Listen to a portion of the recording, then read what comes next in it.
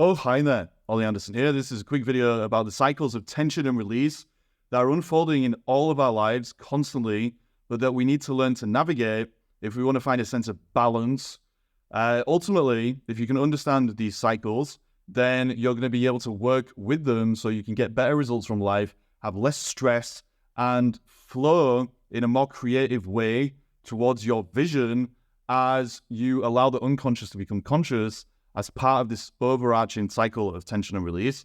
We'll get into all that, but let's see where we end up. Here we go. Boom. Ultimately, this is a video about balance.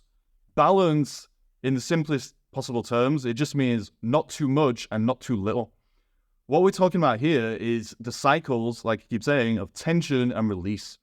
And balance in these terms, which is what these cycles are leading towards anyway, simply means that we don't have so much tension that it becomes stress and we basically just break down and go mad. But it also doesn't mean that we only ever release and there is no stress in our lives, because actually we need a little bit of stress so we can push through the edge and keep growing. And so ultimately, when we talk about navigating the cycles of tension and release, what we really just mean is that we're finding that sweet spot where there is some stress in our lives, but it's stress that we have chosen ultimately because it's about moving in the direction that we want to move in, but also knowing that we can add unnecessary stress by the way that we react to the natural stress that life is going to bring our way anyway. And if you can understand that, then you're going to have a more real relationship with whatever life throws at you, because you know that, okay, you can feel some stress in a creative kind of way. It's going to keep you moving. It's going to keep you growing. But if you go too far in one direction or the other, maybe with too much, where you're just forcing life and you're just like a pneumatic drill, balls to the wall, then you're going to actually cause problems for yourself. But also, if you have zero stress, that's going to cause you problems as well, because you're going to stagnate. And in both of those cases, you're going to lose touch with reality. Ultimately, what I'm saying is balance is where you put yourself in the zone. The zone is where there's a kind of creative tension, which just means you know where you're going, you know where you want to be, you know who you're becoming, but you're currently not there. And so there's a tension between the present and the future, and you have to navigate day by day the narrowing of that gap. If you can stay in that sweet spot, then the tension is going to make you feel very alive, because you're going to keep building momentum, you're going to keep getting evidence that you're changing your life and moving in the direction that you want to, but you're not taking yourself in the direction of either of those extremes that I mentioned too far, where you're just pushing against life all the time, which is going to cause a lot of stress because you start forcing life. And if you force life, that's always ego. It never works. But then on the other side of the coin, you just decide, okay, you're just going to leave it to the universe. You're not going to take any action whatsoever. And you're just going to spend all day in bed, basically, like playing with your belly button and scrolling through social media. That is going to cause problems as well, because in both cases, whether you're doing too much or too little, reality is not on your side. You can't force reality to do anything. And so in that case, you're just fighting a battle that you can't win. But if you're not taking any action whatsoever, reality is going to keep changing around you anyway. And then eventually it's going to get so far out of reach that it's going to add stress, because you're going to have to catch it up. You're going to wake up, get out of bed, stop playing with your belly button and get off social media and realize, oh shit, like as Ferris Bueller said, life moves pretty fast. And if you've been not doing anything with it, then it's going to be so far away from you that's going to cause stress. So in both cases, either doing too much or doing too little, you're going to be stressed. And so what you need to do is find that sweet spot where you're doing what you can do and then leaving the rest up to life. That is the balance. In both of those cases, either doing too much or doing too little, you're going to F your life up, basically. And the reason you're going to F your life up is because the only reason you would do too much or do too little is because you're filtering everything that you do through the ego. If you're filtering things through the ego, then you're disconnected from life at a fundamental level, because the ego is the opposite of reality. And even though those two different cases seem very different, they're actually basically both caused by the same fundamental problem, which is the underlying shame that leads to the creation of the ego in the first place. When we become ashamed of who we are, as I've said so many times now on this channel, we become split, we become fragmented inside ourselves. And the only way that we can cope with that is by either going into one or the other of these extremes, either deciding, right, I'm a hero and I'm in total control of my life, and I'm just going to like go out there and force life to my will, which is impossible, or we kind of roll over and die. We think we're kind of weak, and we get a victim mentality and all that kind of stuff. And so we ultimately give up, which causes problems as well, basically. Like both of those cases are a lack of balance. And so what you need to do is to realize, okay, what can I control? What is it within my power to go out there and actually do something about? And then what do I actually have to let go of? Because it's actually out of my control, not because I've written myself off and given up before I've even got started. You need to know that, because if you have either one of those mentalities, you are going to become out of balance, and you're either going to burn out, or life is just going to get so out of control because you're not doing any of the things that you could be doing to improve it, that you're going to end up like having a big catastrophe and getting stressed. And so the middle path of setting a vision for yourself, doing your best and forgetting the rest, is the first point and the starting point of putting yourself on the path towards balance.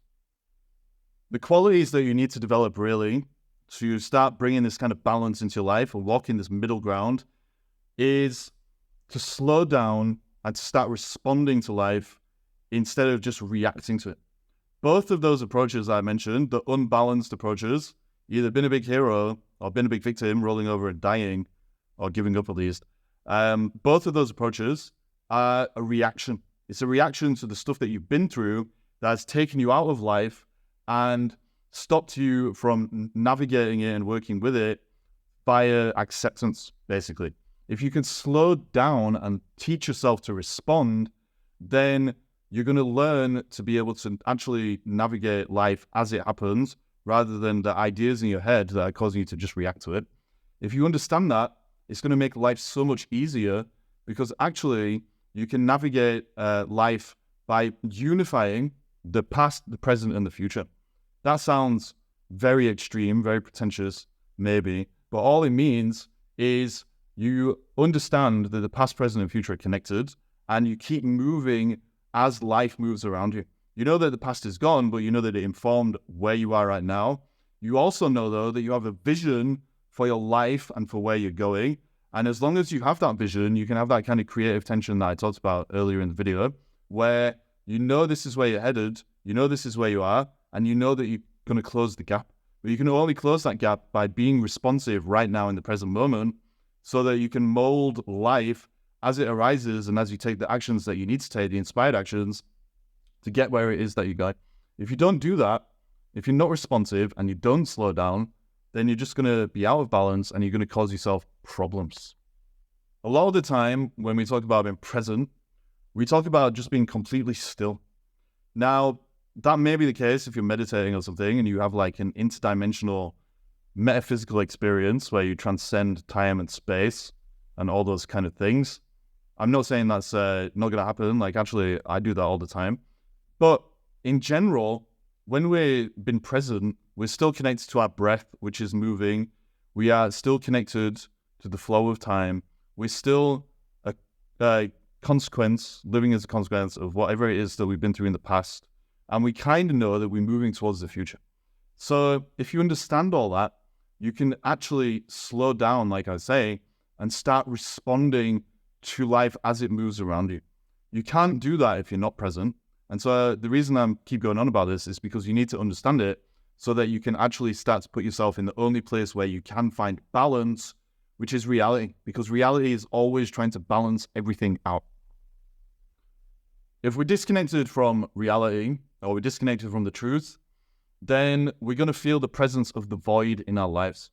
Most people live lives of quiet desperation, as Thoreau said, because they are disconnected from their realness because of childhood shame, guilt, and trauma that causes a split within them that ultimately ends up causing the creation of the ego. As soon as we create the ego, we have taken ourselves out of reality.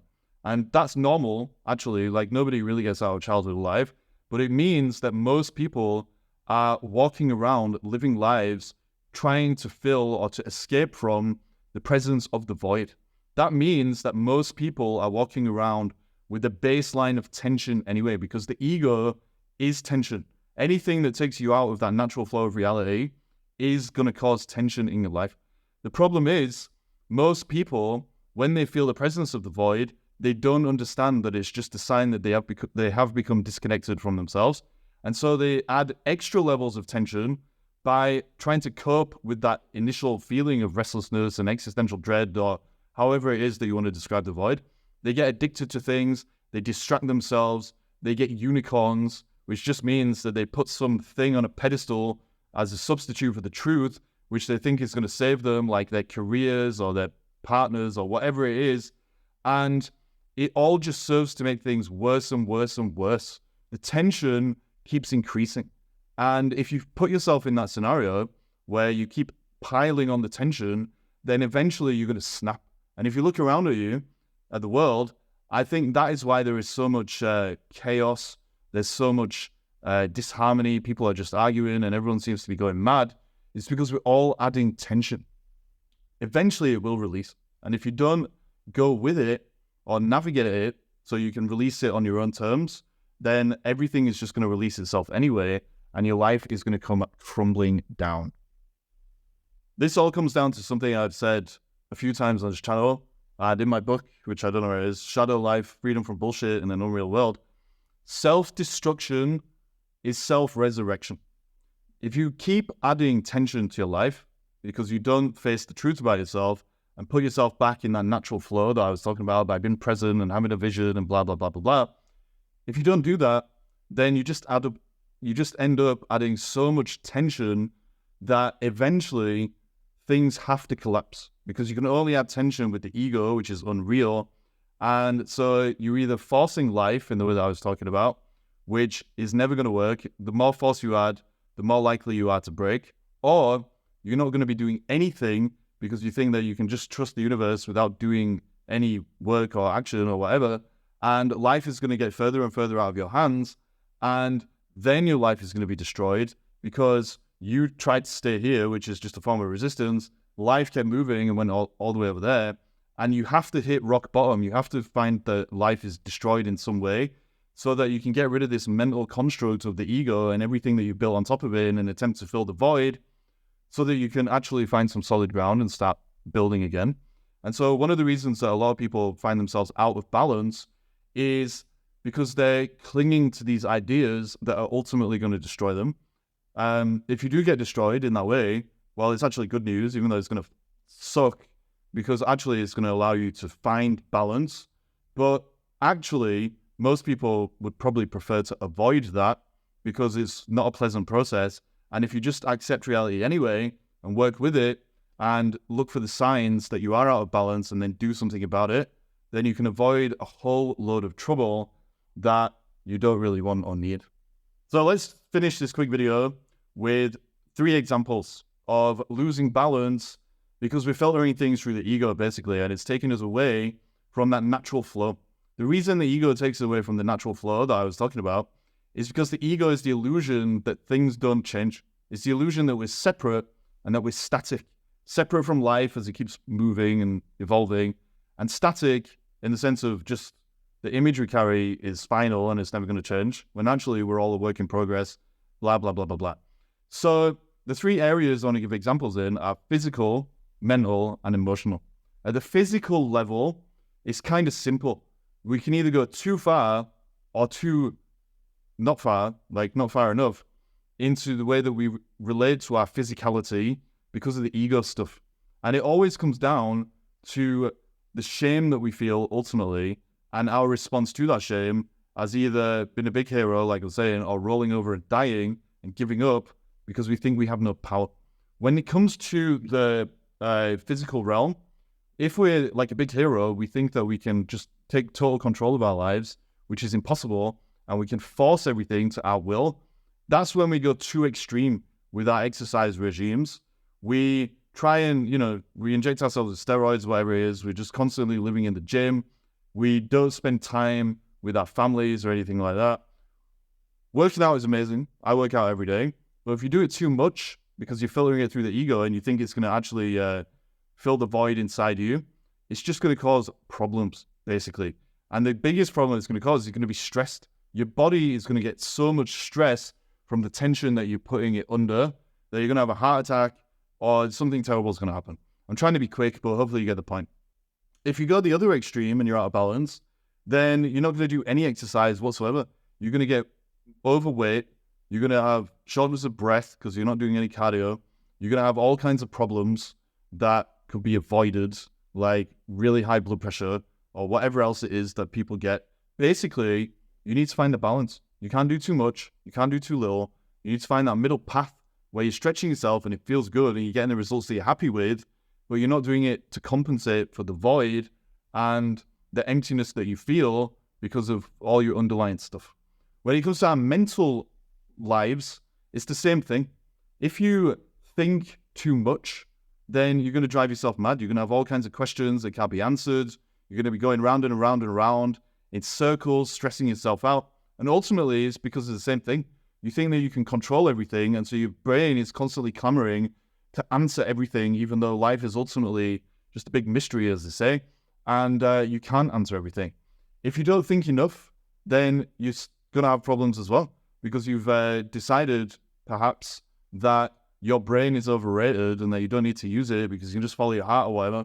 Well, that's going to cause problems as well, because actually thinking is a good thing, but it's about balance. And if you find that balance, you can walk that path to where you're going, towards your vision. If you don't, you're going to screw your life up. Emotionally, exactly the same thing, right? If you go too far, you think that every feeling that you have is some divine miracle that is going to show you the truth about life, then you're going to lose the path, because feelings are just temporary. There's nothing divine about them, actually. They may point you in a certain direction, but they may take you away from what you really want. They're just things that arise within us, out of our control. And so if you follow every feeling in this blind kind of way, then you're going to screw your life up. There's no balance. If you ignore your feelings, you go the other way, well, you're going to become a robot, and then you're going to have all kinds of stress and tension because your feelings are just going to be trying to burst up from beneath the surface of your life. And ultimately, whether you feel too much or you feel too little, you're inviting problems into your life. And so the solution is to control yourself and to get mastery of your mind, body, and emotions, so that our body, mind, and emotions, to go in the same order as the examples, so that you can actually keep responding and keep walking in the direction that you want to move in. That's the only way you're going to get balance, by being honest with yourself about if you're going too much or too little in an unreal direction. And reality itself is going to give you feedback and let you know if you're on the right path. Because if you're on the right path, you're not going to be stressed. You're going to feel good. You're going to have a little bit of stress, a little bit of healthy creative tension, but not so much that you can't take it anymore. So that was a video about tension and release. Ultimately, the lesson is very simple. Learn to listen to the symptoms that you're experiencing. If you're stressed, then it's a sign from nature or from life or from God or whatever you want to say, that you need to correct something in your life. We don't need to feel so much stress all the time that it drives us crazy. At the same time, we don't need to feel so little stress that nothing ever changes for us. We never get anywhere. We need to find that sweet spot where we're stretching ourselves and we're growing just a little bit day by day, ideally, beyond the limits of what we currently know about ourselves.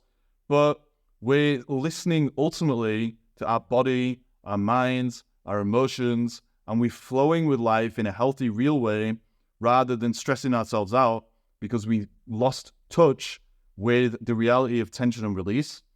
If you don't listen to yourself and you don't respond, you're going to add so much tension, either because you're forcing reality or trying to force reality, or you're trying to hide from it, that eventually it will be released for you. Life is always correcting us. And if you can walk that middle path, then you kind of been responsive in the sense where you're correcting yourself before the shit hits the fan and it all goes horribly wrong. So that was a video. Hope it helped. If you've got any questions, you can book a call on my website, ollyanderson.co.uk/talk. If you want to know more about the vision stuff that I talked about, I have a free course, the 7-day personality transplant, system shock for realness and life purpose. You can get that at ollyanderson.co.uk/system shock. Hope that helps. Like I said, peace to you. Go get it.